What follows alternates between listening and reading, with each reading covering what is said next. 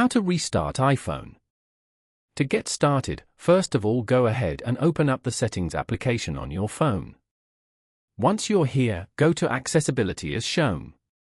From here, you can personalize iPhone in ways that work best for you with accessibility features for vision, mobility, hearing, speech, and cognition.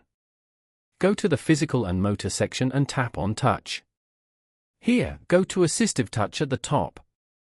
Assistive Touch allows you to use your iPhone if you have difficulty touching the screen or if you require an adaptive accessory. Over here, turn on the Assistive Touch feature as shown.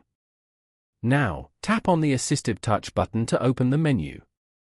Tap on Device from the options. Then, tap on More.